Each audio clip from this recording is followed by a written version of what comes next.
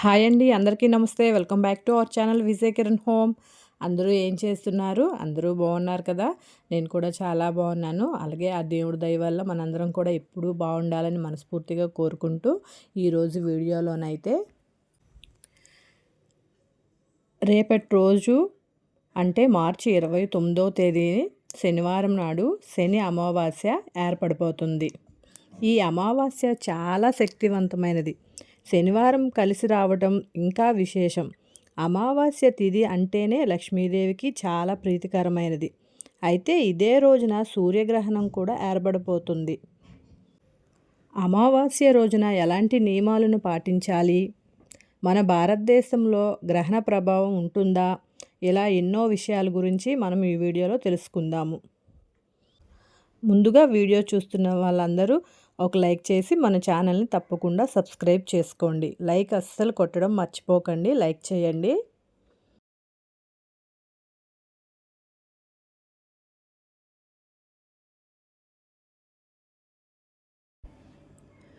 ఈ నెల మార్చి 29 అంటే రేపు శనివారం నాడు శని అమావాస్య అలాగే సూర్యగ్రహణం ఏర్పడబోతుంది.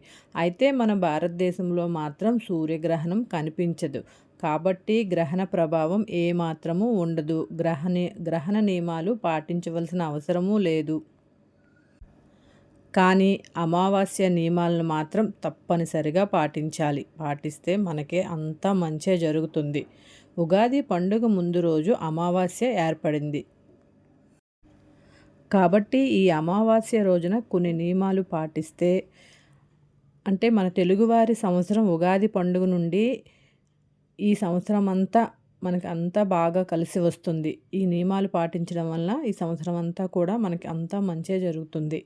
అమావాస్య రోజున లక్ష్మీదేవిని పూజిస్తే డబ్బు పరంగా మన కుటుంబానికి బాగా కలిసి వస్తుంది. అమావాస్య రోజున తెల్లారుజామున నిద్ర లేవాలి. అమావాస్య నాడు ఆలస్యంగా నిద్ర లేస్తే మన ఇంట్లో దరిద్ర దేవత తిష్ట వేసుకొని కూర్చుంటుంది. కాబట్టి అమావాస్య రోజున ఉదయాన్నే నిద్ర లేచి ప్రతి ఒక్కరూ ఉదయం తలస్నానం చేసి తలస్నానం అలాగే అమావాస్య నాడు తలస్నానం చేయకపోతే మనల్ని పట్టిన దరిద్రం అలా వెంటాడుతూనే ఉంటుంది. మన పనుల్లో అడ్డంకులు ఏర్పడుతూ ఉంటాయి. వ్యాపారంలో కూడా నష్టాలు వస్తాయి. కాబట్టి తప్పనిసరిగా తలస్నానం చేసుకోవాలి. అలాగే అమావాస్య నాడు పొరపాటును కూడా తలకు నూనె రాయకూడదు. అమావాస్య రోజున తలకు నూనె రాసుకుంటే ఆయుష్ తగ్గుతుందని నమ్మకం. అలాగే మన ఇంటి గుమ్మానికి రావి ఆకులను కట్టుకుంటే మన ఇంటికున్న దోషాలన్నీ తొలగిపోతాయి. మన కుటుంబానికి సుఖ సంతోషాలు ప్రాప్తిస్తాయి. అమావాస్య రోజున చాలామంది బీరువాను పూజిస్తారు. కాబట్టి లక్ష్మీ స్వరూపమైన మన బీరువాకి కుంకుమ బొట్లు పెట్టి ఒక ఎరుపు రంగు వస్త్రాన్ని బీరువాలో పెట్టుకోవాలి. మన ఇంటికి సకల శుభాలు చేకూరుతాయి. మన ఇంట్లోకి లక్ష్మీదేవి స్థిర నివాసం ఉంటుంది. అలాగే ఇంటి గుమ్మాన్ని లక్ష్మీ స్వరూపంతో పోలుస్తాము. కాబట్టి అమావాస్య రోజున తప్పనిసరిగా ఇంటి గుమ్మానికి గుమ్మడికాయను కట్టుకోవాలి. గుమ్మడికాయకు ఎన్నో దైవశక్తులు ఉంటాయి. అమావాస్య రోజున గుమ్మడికాయను కట్టుకుంటే మన ఇంటికి ఉన్న అష్టదరిద్రాలన్నీ తొలగిపోతాయి. మన ఇంట్లోకి లక్ష్మీదేవి అడుగు పెడుతుంది. గుమ్మడికాయను కట్టలేని వారు కలబంద మొక్కను కట్టుకోవచ్చు. అలాగే ఉప్పు మూటను కట్టుకోవచ్చు. లక్ష్మీదేవికి అత్యంత ప్రీతికరమైన వాటిలో కల్లు ఉప్పు ఒకటి. కాబట్టి అమావాస్య నాడు గుమ్మానికి ఉప్పు మూటను కడితే మన ఇల్లంతా కనకవర్షంతో నిండిపోతుంది. మన ఇంటిపై లక్ష్మీ కటాక్షం సంపూర్ణంగా ఉంటుంది. ఇంకా మనలో చాలామంది నరదిష్టి సమస్యలతో బాధపడుతూ ఉంటారు. నరదిష్టి చాలా భయంకరమైనది. మన కుటుంబానికి నరదిష్టి తగిలితే ఎన్నో సమస్యలు ఏర్పడతాయి. మన జీవితమే నాశనం అయిపోతుంది. కాబట్టి ఈ అమావాస్య రోజున గుమ్మడికాయతో మన ఇంటికి దిష్టి తీయండి. అలాగే మన ఇంటికి ఉన్న నరదిష్టి సమస్యలు తొలగిపోతాయి. ముఖ్యంగా ఈ అమావాస్య రోజున ప్రతి ఒక్కరూ ఉప్పుతో దిష్టి తీయించుకోవాలి. అమావాస్య రోజున దిష్టి తీసుకుంటే జాతక దోషాలన్నీ తొలగిపోతాయి. విపరీతమైన అదృష్టంతో కలిసి వస్తుంది. వివాహమైన ఆడవారు ఈ అమావాస్య రోజున రావి చెట్టుకు ప్రదక్షిణాలు చేస్తే అలాగే మన భర్త ఆదాయం విపరీతంగా పెరుగుతుంది.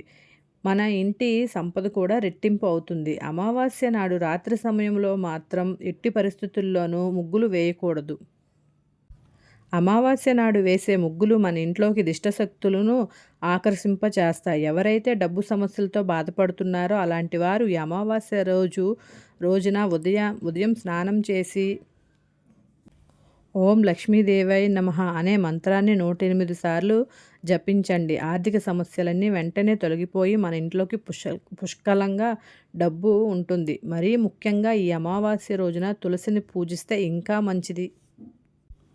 అలాగే తులసి కోట చుట్టూ ప్రదక్షిణాలు చేస్తే విపరీతమైన ధనలాభం సిద్ధిస్తుంది. విశేషంగా ఈ అమావాస్య రోజున నిమ్మకాయలను అలాగే మిరపకాయలను తీసుకొని ఒక దారానికి గుచ్చి మన ఇంటి గుమ్మానికి కట్టుకుంటే మన ఇంటికి ఆదాయం విపరీతంగా పెరుగుతుంది. ఎటువంటి సమస్యలు, ఆర్థిక సమస్యలు అలాగే వ్యాపార సమస్యలు ఏమి కూడా మనకి ఉండకుండా ఈ సంవత్సరం అంతా బాగా కలిసి వస్తుంది. ఇంకా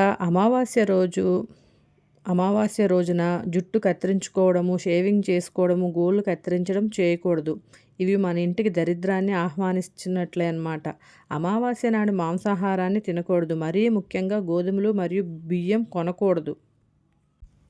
అమావాస్య రోజున మధ్యాహ్న సమయంలో నిద్రపోకూడదు. ఒకవేళ నిద్రపోతే మాత్రం మన ఇంట్లోకి దరిద్రం అడుగు పెడుతున్నట్లే, దరిద్ర దేవత వస్తున్నట్లే. ముఖ్యంగా భార్యాభర్తలు దూరంగా ఉండాలి. అమావాస్య రోజున గోమాతను పూజిస్తే మన ఇంటికి, మన జీవితానికి చాలా మంచిది. అంటే జీవితంలో మంచి స్థాయికి మనం వెళ్తాము. జీవితంలో త్వరగా స్థిరపడతాము. గోమాతకు ఆహారాన్ని తినిపించిన లేదా అంటే గోమాతకి మనం పూజ చేస్తే ముక్కోటి దేవతల అనుగ్రహం మనపై ఉంటుంది. మరీ ముఖ్యంగా అమావాస్య రోజైతే కాకికి ఆహారం పెడితే చాలా మంచిది. పితృదేవతల ఆశీర్వాదం కూడా మనపై ఉంటుంది. అనారోగ్య సమస్యలతో బాధపడేవారు ఈ శని అమావాస్య రోజున ఎడమకాలికి నల్లదారాన్ని కట్టుకోవాలి. ఇంట్లో ఉన్న చిన్నపిల్లలకు మాత్రం తప్పనిసరిగా నల్లదారం కట్టండి. నరదిష్టి సమస్యలు లేకుండా మంచి ఆరోగ్యం లభిస్తుంది. అమావాస్య రోజున నిద్రపోయే ముందు మన ఇల్లంతా సాంబ్రాణి పొగను వేస్తే చాలా మంచిది. మన ఇంట్లో ఉన్న దుష్ట శక్తులన్నీ బయటకు వెళ్ళిపోయి ఇంట్లోకి దైవశక్తులు అడుగు పెడతాయి. అలాగే మన కుటుంబంలో సుఖ సంతోషాలు ఏర్పడతాయి. అమావాస్య రోజున ఎట్టి పరిస్థితుల్లోనూ కొత్త వస్త్రాలు ధరించకూడదు. అలాగే కొత్త పనులు ప్రారంభించకూడదు. అమావాస్య రోజున రాత్రి సమయంలో పసిపిల్లలను బయటకు తీసుకు వెళ్ళకూడదు. అమావాస్య రోజు మన పితృదేవతలను తలుచుకొని నమస్కారం చేసుకుంటే మన కుటుంబానికి చాలా మంచి జరుగుతుంది. పితృదోషాలన్నీ తొలగిపోయి అమావాస్య నాడు చేసే దానాలకు కోటి జన్మల పుణ్య ఫలితం లభిస్తుంది. అమావాస్య గురించి నాకు తెలిసిన విషయాలన్నీ కూడా చెప్పానండి. మార్చి 29 అంటే రేపు శని అమావాస్య, శనివారంతో వచ్చిన అమావాస్య చాలా శక్తివంతమైనది. అన్ని నియమాలు అన్నీ మనం చేయవలసిన నియమాలే కదండి. మనం ఏమి చేయలేనివి ఏమీ కాదు. చక్కగా చిన్న చిన్న నియమాలు పాటిస్తే మన కుటుంబం అంతా కూడా ఎప్పుడు సుఖ సంతోషాలతో ఎటువంటి ఇబ్బందులు, బాధలు అవేమీ లేకుండా అంత ప్రశాంతంగా ఉంటుంది.